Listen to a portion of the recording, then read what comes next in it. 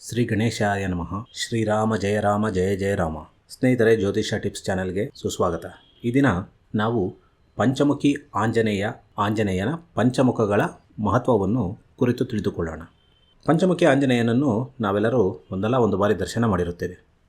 ಆ 5 ಮುಖಗಳಿಗೂ ತನ್ನದೇ ಆಗಿರುವಂತಹ ಮಹತ್ವ ಮತ್ತು ಅರ್ಥ ಇರುತ್ತದೆ. ಅಗ್ನಿ, ಜಲ, ಭೂ, ಆಕಾಶ ಮತ್ತು ವಾಯುತತ್ವಗಳು ಈ ನಮ್ಮ ಬ್ರಹ್ಮಾಂಡವನ್ನು ಆಳುತ್ತವೆ. ಮನುಷ್ಯ ಬದುಕಿರುವುದೇ ಉಸಿರಾಟದಿಂದ, ಅಂದರೆ ಪ್ರಾಣವಾಯು ನಮ್ಮನ್ನು ಪ್ರಾಣದಿಂದ ಇರುವಂತೆ ಕಾಪಾಡುತ್ತದೆ. ಹಾಗೆ ಬ್ರಹ್ಮಾಂಡಕ್ಕೂ ಸಹ ಒಂದು ಪ್ರಾಣವಾಯು ಇರುತ್ತದೆ. ಆ ಪ್ರಾಣವಾಯುವೇ ಪ್ರಾಣದೇವರು, ಅಂದರೆ ಶ್ರೀಮನ್ನಾರಾಯಣನ ಇನ್ನೊಂದು ರೂಪವೇ ಈ ಪ್ರಾಣದೇವರು.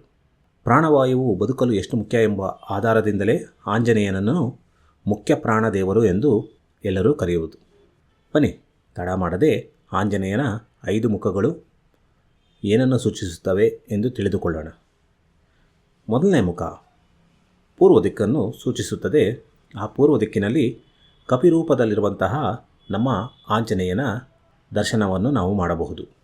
ಈ ಒಂದು ಮುಖವನ್ನು ದರ್ಶನ ಮಾಡುವುದರಿಂದ ಯಾರಿಗೆ ಜೀವನದಲ್ಲಿ ಸದಾ ಶತ್ರುಗಳ ಕಾಟ ಇರುತ್ತದೋ, ಶತ್ರುಗಳ ಬಾಧೆ ಇರುತ್ತದೋ, ಅವರಿಂದ ಹಿಂಸೆ, ಪೀಡೆ, ಹಿತಶತ್ರುಗಳ ಕಾಟ, ಗುಪ್ತ ಶತ್ರುಗಳ ಕಾಟ, ಒಂದು ರೀತಿ ಏನೋ ಹೇಳ್ತಾರಲ್ಲ ಬಗಲ್ಕ ದುಶ್ಮನ್ ಅಂತೇಳಿ, ಅಂತಹವರ ಕಾಟಗಳಿಂದ ನಿವಾರಣೆ ಪಡೆಯಬೇಕು ಎಂದರೆ ಪಂಚಮುಖಿ ಆಂಜನೇಯನಲ್ಲಿ ಈ ಒಂದು ಮುಖವನ್ನು ನಾವು ಆರಾಧಿಸಬೇಕು. ಈ ಒಂದು ಆಂಜನೇಯನನ್ನು ಠಮ್ ಎಂಬ ಬೀಜ ಮಂತ್ರದಿಂದ ಆರಾಧಿಸುತ್ತಾರೆ. ಯಾರ ಮನೆಯಲ್ಲಿ ವಾಸ್ತು ಅಥವಾ ಜಾತಕಗಳು ಸರಿಯಿಲ್ಲದೆ ಇರುತ್ತವೋ, ಯಾರ ವ್ಯಕ್ತಿಯಲ್ಲಿ ಅಂತಹ ವಾಸ್ತು ಮತ್ತು ಜಾತಕದ ದೋಷಗಳಿಂದ ಶತ್ರುಗಳ ಒಂದು ಕಾಟ ಇರುತ್ತದೋ, ಅವರು ಪೂರ್ವಾಭಿಮುಖವಾಗಿ ಕುಳಿತು ಈ ಆಂಜನೇಯನನ್ನು ಧ್ಯಾನ ಮಾಡಬೇಕು. ಆಗ ಈ ಆಂಜನೇಯನ ಕೃಪೆಯಿಂದ ನಿಮಗೆ ಶತ್ರುಗಳಿಂದ ವಿಮುಕ್ತಿ ದೊರೆಯುತ್ತದೆ. ಎರಡನೇ ಮುಖ ನರಸಿಂಹನ ಮುಖ. ಇದು ದಕ್ಷಿಣ ದಿಕ್ಕನ್ನು ಪ್ರತಿನಿಧಿಸುತ್ತದೆ.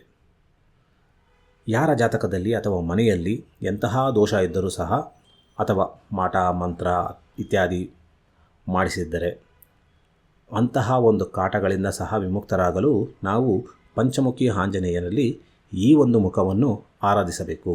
ಈ ಒಂದು ಮುಖವನ್ನು ಹಂ ಎನ್ನುವಂತಹ ಬೀಜ ಮಂತ್ರದಿಂದ ಆರಾಧಿಸುತ್ತಾರೆ. ದಕ್ಷಿಣ ದಿಕ್ಕಿಗೆ ಮುಖ ಮಾಡಿ ಕುಳಿತು ಪಂಚಮುಖಿ ಆಂಜನೇಯನ ಈ ಒಂದು ಮುಖವನ್ನು ಅಥವಾ ಈ ಒಂದು ರೂಪವನ್ನು ನಾವು ಆರಾಧಿಸಿದರೆ ಖಂಡಿತವಾಗೂ ನಮಗೆ ವಾಸ್ತು ದೋಷ ಮತ್ತು ಭೂತ ಪ್ರೇತಗಳು ಅಥವಾ ವಾಮಾಚಾರಗಳಿಂದ ಮಾಡಿಸಿರುವಂತಹ ಯಾವುದೇ ಒಂದು ಕುಕೃತ್ಯಗಳನ್ನು ದೂರ ಮಾಡಿಕೊಳ್ಳಬಹುದು. ಮೂರನೇ ಮುಖ ಪಶ್ಚಿಮ ದಿಕ್ಕನ್ನು ಪ್ರತಿನಿಧಿಸುವಂತಹ ಗರುಡನ ಮುಖ.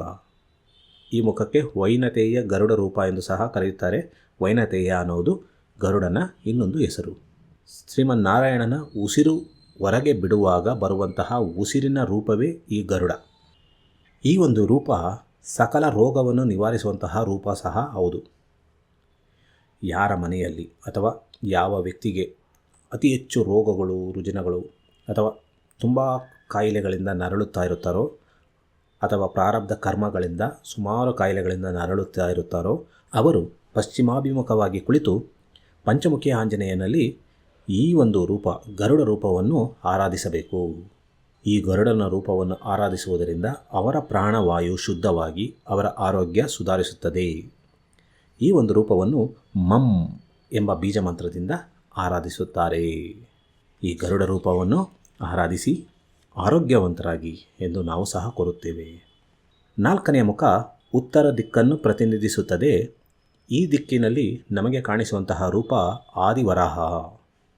ಯಾರ ಜಾತಕದಲ್ಲಿ ಪ್ರತಿನಿತ್ಯ ದಾರಿದ್ರ್ಯ ತಾಂಡವವಾಡುತ್ತಾ ಇರುತ್ತದೋ, ಎಷ್ಟೇ ದುಡಿದರೂ ಕೈಯಲ್ಲಿ ಕಾಸು ನಿಲ್ಲುವುದಿಲ್ಲ ಎನ್ನುತ್ತಾರೋ, ಪೂರ್ವಾರ್ಜಿತವಾಗಿರುವಂತಹ ಆಸ್ತಿ ಪಾಸ್ತಿ ಇದ್ದರೂ ಸಹ ಅದು ಇವರ ಕೈಗೆಟಕದೆ ದೂರ ಇರುತ್ತದೋ, ಎಷ್ಟೇ ಅದೃಷ್ಟ ಇವರ ಮನೆ ಮುಂದೆ ಬಂದು ನಿಂತರೂ ಸಹ ಇವರ ಮನೆ ಒಳಗಡೆ ಅದೃಷ್ಟ ಬರದೇ ಇರುತ್ತದೋ, ವಂಶಾಭಿವೃದ್ಧಿ ಆಗದೇ ಇರುತ್ತದೋ, ಜನಿಸಿದ ಮಕ್ಕಳು ದುರ್ಮರಣಕ್ಕೀಡಾಗುವುದು ಅಥವಾ ಅಬಾರ್ಷನ್ಗಳಾಗುವಂಥದ್ದು, ಈ ಥರದ್ದೆಲ್ಲ ಒಂದು ದೋಷಗಳು, ಅಥವಾ ಯಾವುದೇ ಒಂದು ಹುಟ್ಟಿರುವಂತಹ ಮಕ್ಕಳಿಗೆ ಯಾವುದೋ ಒಂದು ಕಾಯಿಲೆ ಕಸಾಲೆ ಇರುವಂತಹದ್ದು, ಇಂತಹ ಒಂದು ದೋಷಗಳು ಇದ್ದರೆ, ಪದೇ ಪದೇ ಅಪಘಾತಗಳು ಆಗುತ್ತಾ ಇದ್ದರೆ ಅಂತಹ ಎಲ್ಲ ದೋಷಗಳನ್ನು ನಿವಾರಿಸಿಕೊಳ್ಳಲು ಈ 4ನೇ ಮುಖವಾದಂತಹ ಆದಿವರಾಹನನ್ನು ಆರಾಧಿಸಬೇಕು.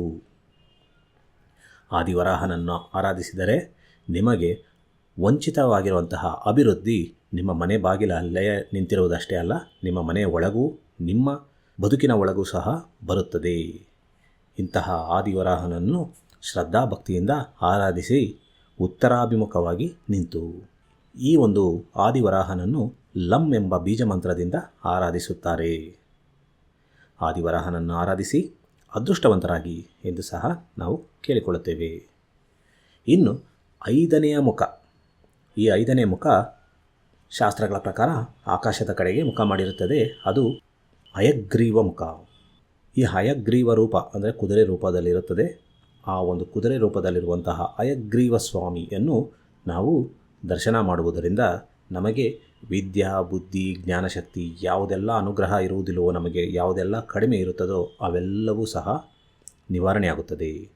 ಯಾರೆಲ್ಲ ಮಂದಬುದ್ಧಿಯವರಾಗಿರುತ್ತಾರೋ, ಯಾರೆಲ್ಲರಿಗೂ ಬುದ್ಧಿ ಹೇಳಿದರೆ ಕೇಳಲ್ವೋ, ಯಾರೆಲ್ಲರಿಗೂ ತಮ್ಮ ಒಂದು ಆಲೋಚನೆಗಳೇ ಶತ್ರುಗಳಾಗಿರ್ತವೆ, ಇನ್ಯಾರೋ ಬಂದು ಅವರನ್ನು ಹಾಳು ಮಾಡೋ ಅವಶ್ಯಕತೆ ಇಲ್ಲ, ಅವರ ಒಂದು ಥಾಟ್ ಪ್ರೋಸೆಸ್, ಅವರ ಒಂದು ಆಲೋಚನೆಗಳು, ಅವರ ಒಂದು ಐಡಿಯಾಗಳೇ ಅವರಿಗೆ ಶತ್ರುಗಳಾಗಿರುತ್ತವೆ. ಅಂತಹ ಒಂದು ಮಂದಬುದ್ಧಿಗಳು ಅಥವಾ ಅಂತಹ ಒಂದು ಜ್ಞಾನದ ಕೊರತೆ ನಿವಾರಣೆಯಾಗುವುದಕ್ಕೆ ಈ ಒಂದು 5ನೇ ಮುಖವಾದಂತಹ ಹಯಗ್ರೀವ ಮುಖವನ್ನು ನಾವು ದರ್ಶನ ಮಾಡಬೇಕು ಮತ್ತು ಆರಾಧಿಸಬೇಕು. ಈ ರೀತಿ ಈ ಒಂದು 5ನೇ ಮುಖವನ್ನು ಆರಾಧಿಸಲು ಇರುವಂತಹ ಬೀಜ ಮಂತ್ರ ರುಂ. ಯಾರೆಲ್ಲ ಸರಸ್ವತಿಯ ಕೃಪೆಯಿಂದ ವಂಚಿತರಾಗಿರುತ್ತಾರೋ ಅವರು ಈ ಒಂದು ಆಂಜನೇಯನ ರೂಪವನ್ನು ನಾವೆಲ್ಲರೂ ದರ್ಶನ ಮಾಡಬೇಕು ಮತ್ತು ಆರಾಧಿಸಬೇಕು. ಇದು ಈ ಆಂಜನೇಯನ 5 ರೂಪಗಳು.